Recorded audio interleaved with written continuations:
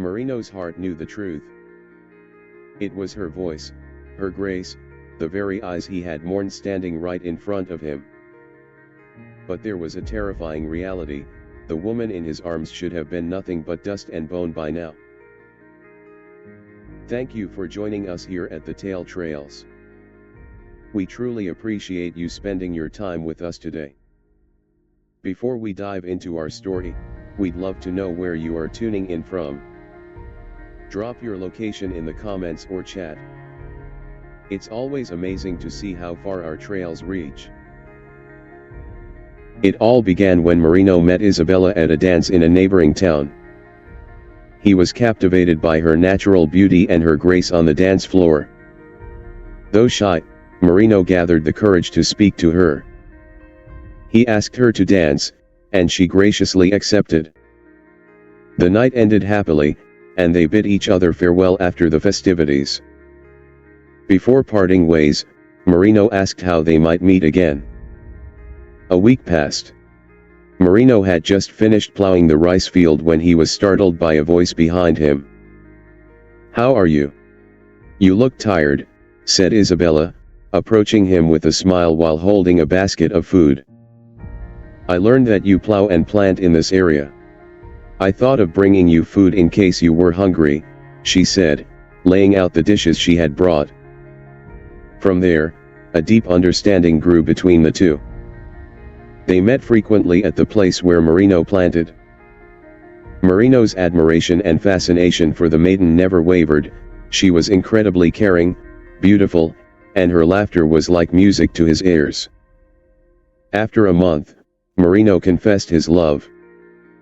He asked Isabella to marry him, and she agreed. Their wedding was simple but filled with joy. Some of the guests from Isabella's family were particularly striking. "Your wife comes from a beautiful lineage, Marino. They are all fair-skinned and radiant, as if they have never been touched by the sun," remarked his friend Ruben. Months passed, and Isabella became pregnant. Overjoyed, Marino shared the news with his relatives. The couple was ecstatic and longed to see their child. Marino constantly brought his wife nutritious food to ensure she and the baby in her womb remained healthy. The days passed quickly. Marino worked even harder in the fields while doting on his wife. He no longer allowed Isabella to do housework to protect her health. One night, Isabella woke him. "Marino, Marino, I think I am about to give birth," she whispered. Marino scrambled to his feet to check on her. "Wait, my love, I will fetch the midwife. Do not leave this spot." Marino rushed to the house of Aling Milagring, the provincial midwife. Her house was quite a distance away, and only the light of the full moon guided his path. "Aling Milagring, Aling Milagring. Anyone home? My wife is giving birth," he called out. Aling Milagring, accompanied by her young grandson Kulas and Marino, hurried back to the house. The surroundings grew dark as clouds obscured the moon. Fortunately, Aling Milagring brought a lamp to light their way. As the hut came into view, a powerful wind met them. The trees swayed violently, and the leaves and bamboo branches rustled loudly. "Grandma, the light went out," Kulas said, sounding frightened. But this did not stop them from reaching the shack. The silence as they approached the house was eerie. "Isabella, Isabella, we're here," Marino shouted as they entered the yard. Isabella did not answer.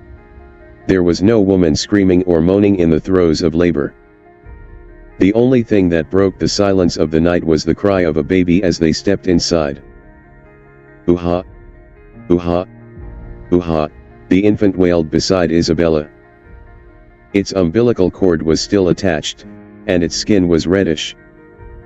The baby was healthy and squirming, as if seeking an embrace. Meanwhile, Isabella lay motionless and unconscious.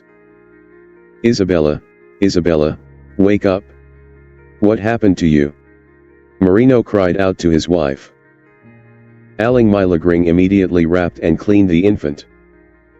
Isabella remained unconscious, her eyes closed and her breathing shallow. By dawn, Marino's parents arrived, worried about Isabella's condition. "Marino, what happened to Isabella? We must call a doctor to check on her. Her breathing seems slow," his mother said. "I'll go fetch the doctor," Mang Pedro added, rushing out of the house. "Marino. My child." Marino gasped when he heard Isabella's voice. "Mother, mother. Isabella is awake," he shouted. Marino immediately brought their child to her. The maiden smiled despite her weakness. "So beautiful. Our child is so beautiful, my love. Let us name her Mayumi," Isabella said. "Mayumi. Yes, my love, what a beautiful name," Marino replied. Isabella took one deep breath and never moved again, her eyes fixed on her daughter. "Isabella? Isabella? What's happening to you?" Marino screamed in terror, checking for a pulse. It was nearly dusk, but Marino had not left Isabella's gravesite. He sat slumped on the ground, staring at the mound of earth covering his wife. He couldn't believe his partner was gone so suddenly. It felt like only yesterday they were dreaming of their future together. He longed for her laughter, which he would never hear again. His beloved wife had left him, and all he had was their healthy, beautiful daughter, Mayumi. Why is it that I didn't notice any of Isabella's relatives at her wake? Lorna, Marino's cousin, remarked while putting Mayumi to sleep. We don't know either. Even though we sent messages to her family's home, we received no reply. The messenger we sent said the house appeared abandoned, Marino's mother added. Life went on for Marino. Though there was a hole in his heart, he worked hard at his livelihood. Aling Milagring and Lorna helped care for Mayumi. Marino's face showed the toll of his grief. His life revolved solely around his daughter, his crops, and his livestock. Day after day, it was the same routine. He no longer joined his friends at festivities or town fairs as he once did for leisure. Once a week, or whenever there was a special occasion, Marino brought his daughter to his wife's grave. He would tell her stories as if she were still alive. He never failed to bring flowers and Isabella's favorite fruits. "Hello there, friend Marino," a man called out. Marino went outside and saw his friends Pepeng and Ruben. "Oh, what brings you here?" he greeted them. "We'd like to invite you to a feast at Carlito's place this Sunday. It's his youngest child's baptism, and we are the godfathers," Pepeng announced happily. "It's been a long time since we've gathered, and it's bad luck to refuse being a godfather," Ruben added. Knowing it was an offer he shouldn't refuse, Marino agreed. "Marino, son, I'll take care of Mayumi. Go with your friends and enjoy yourself," his mother said encouragingly. Sunday arrived. Marino wore fine clothes and looked as dashing as he did during his days at the town dances. Before leaving, he kissed Mayumi and said goodbye to his mother. The church was crowded for the festival. After the mass, they went to Carlito's house. Carlito thanked Marino for coming. "I'm glad you made it. Come, eat. I've prepared plenty of drinks for you," Carlito said warmly. There was plenty of food and merriment. People were singing and dancing, and marching bands played in the streets. There were many guests because Carlito's wife came from a large clan.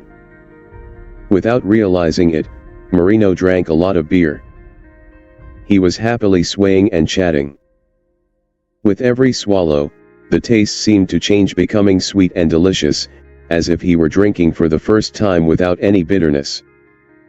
Despite feeling the intoxication, he couldn't stop himself. As evening approached, the friends prepared to leave. They said their goodbyes to Carlito. While Marino was waiting outside, his eyes widened when he heard a familiar voice. "Hurry up, Anita, we might be late for the dance," the voice said.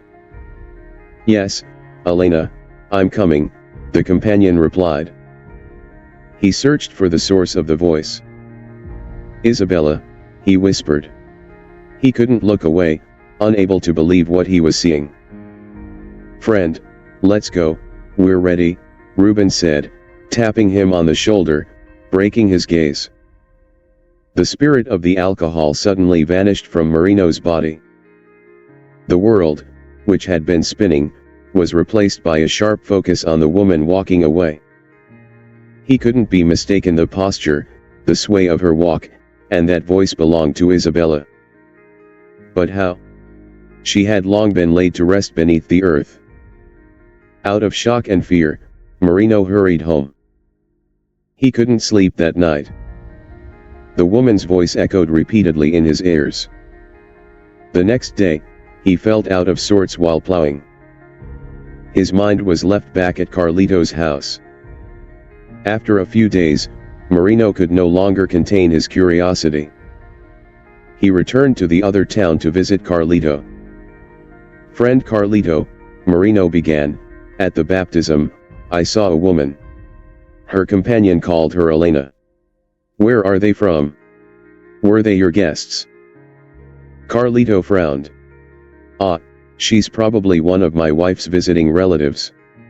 They aren't from around here, they live on the other side, at the foot of the mountain. Why do you ask about this woman?" Marino didn't explain. All that mattered was knowing when they would meet again.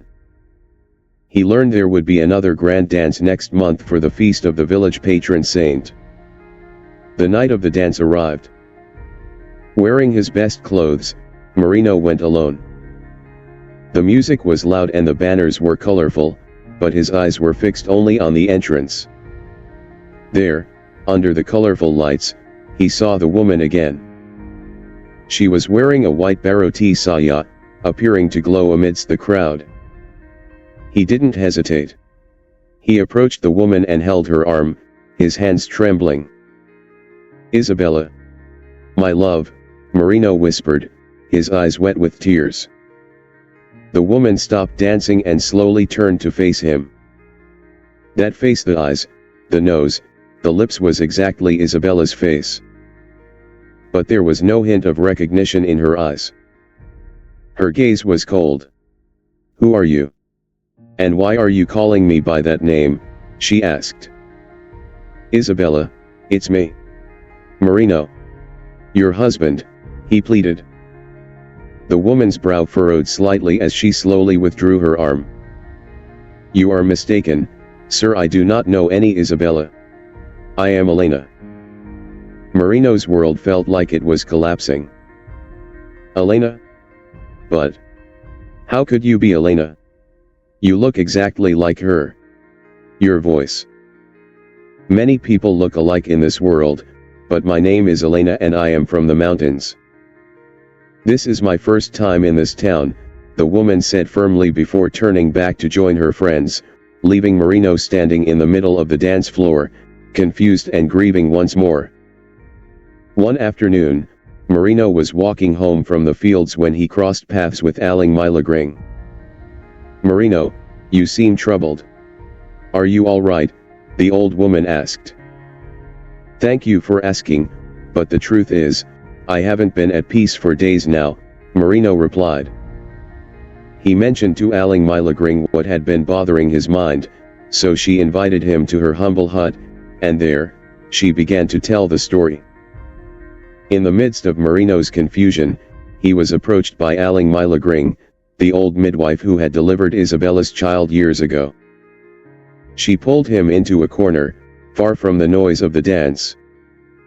"Marino, stop chasing that woman," Aling Milagring whispered hoarsely, her eyes clouded with dread and mystery.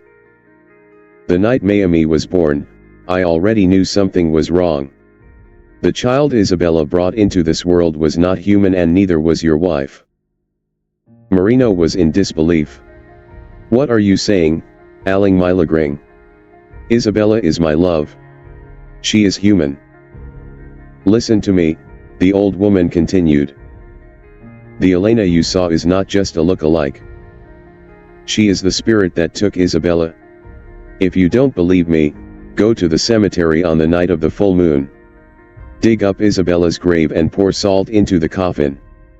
There you will see the truth that what you buried was never flesh and blood. Driven by a mixture of terror and doubt, Marino followed the old woman's advice. Under a pitch-black sky, he exhumed Isabella's grave. When the lid of the coffin creaked open, his entire body began to tremble. As he scattered the salt, Isabella's face inside the casket began to warp and decay. Her skin turned green and coarse, her arms stiffened into dry fronds, and in the blink of an eye, the body he had once held was gone. What lay inside the coffin was nothing more than a rotting banana trunk. Marino didn't wait for sunrise. He went back to Aling Milagring for help.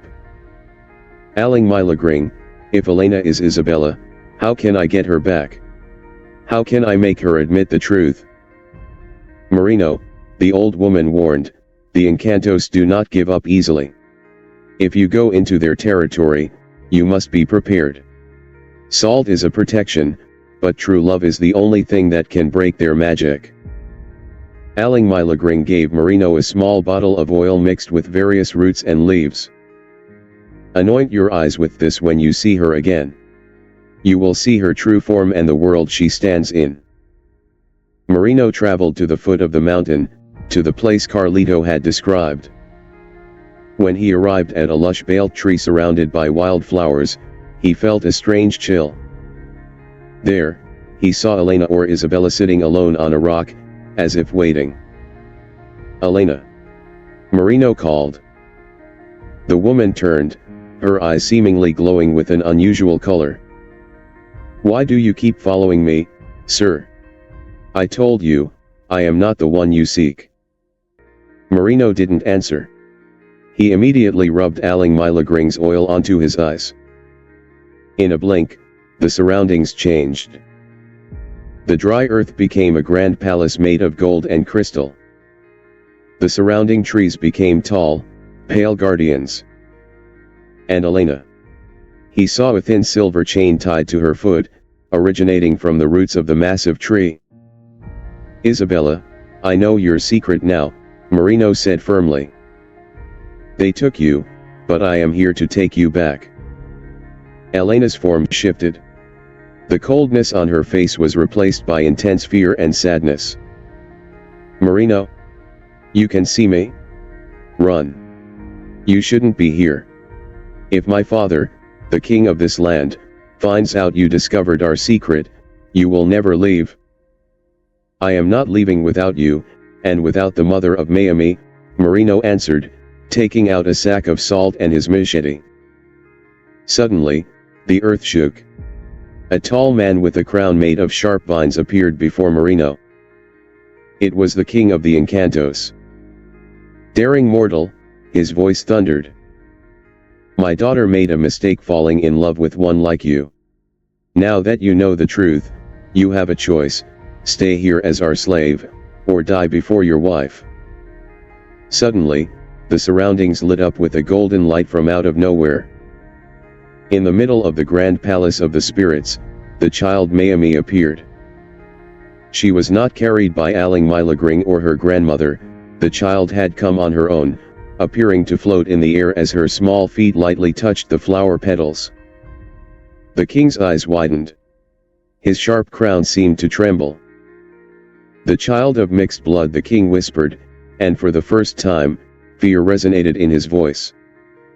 Mayumi ran toward Isabella. With every step the child took, the vines and silver chains bound to Isabella's feet withered and snapped. The mortal blood of Marino flowing through the child gave her strength, while the Encanto blood from Isabella opened the palace doors. Mother! Mayumi said, holding Isabella's hand. At the child's touch, Elena's disguise completely vanished. Isabella's true form returned, the wife Marino loved, the woman whose laughter was like music. She hugged her child and husband tightly. You cannot keep her here, Marino declared, facing the king while holding Mayumi in his arms. This child is proof that our world and yours have met in the name of love. You have no power over her. The king bowed his head. He knew that Mayumi's power would eventually surpass his own magic because she possessed the resilience of a human and the mystery of an Encanto. Leave now, the king ordered as the golden palace slowly vanished. But remember, Marino, that child will never be fully mortal. Every full moon, her heart will always call to us. In an instant, Marino, Isabella, and Mayumi found themselves in the middle of the rice field near their hut. Dawn was breaking. The bitterness of the past was replaced by hope. They returned to the village as if nothing had happened, but Marino knew they would never be an ordinary family again. Isabella remained beautiful and seemed never to age, while Mayumi grew up with the ability to see things invisible to the common eye. The night was quiet as Marino and Isabella sat together on the steps of their stairs. Inside the hut, Mayumi slept soundly, the child who had become the key to their freedom. Despite the joy of being reunited with his wife, a single thorn remained in Marino's heart. Marino held Isabella's hand and asked with a hint of bitterness, "Isabella, that night at the dance in the other town. Why did it seem like you didn't know me? Why did you deny your name and pretend to be Elena? My heart nearly shattered when you looked at me so coldly, as if I were a stranger in your life." Isabella bowed her head, and a single tear fell down her cheek. "Forgive me, Marino. I did not want that," she began, her voice sounding like a mournful melody. "When I died in the eyes of the people, the truth was that my father, the king of our race, took me. He brought me back to our world because it is against our laws to mingle with, and especially to love, a mortal," Isabella explained. "But simply being there wasn't enough. Every day I wept, calling out your name and Mayumi's." She looked into the distance, toward the mountain that seemed to loom threateningly. "Because of that, my father punished me. He cast a veil over my memories and gave me a new name, Elena. He commanded me to pretend and mingle with humans at gatherings like the dance, but under a strict curse, I had to forget you. My father told me that your love was what brought me to ruin, so I had to renounce you to become a full Encanto once more. That night at the dance, every word I spoke claiming I didn't know you was like a blade stabbing my own chest. My heart recognized you, Marino, but my mind and tongue were bound by the king's command. So that is why you went by Elena," Marino whispered, stroking his wife's hair. "Why yes," Isabella sobbed. "That was my father's way of testing you. He thought you would give up once you saw I had no recognition of you. He thought you would turn your back and leave me to stay in their world. But he did not expect your strength of will or the power of the blood that flows through Mayumi." Marino pulled Isabella closer and held her tight. "It no longer matters if you are Isabella or Elena to the rest of the world. What matters is that you are here, and your memories will never be clouded again." Many years passed in Marino's village. The story of the banana trunk inside the coffin and Isabella's mysterious return became a famous legend whispered by elders to children at night. But for Marino, every day was a living testament to the wonder he had experienced. Mayumi grew up with a beauty that defied words.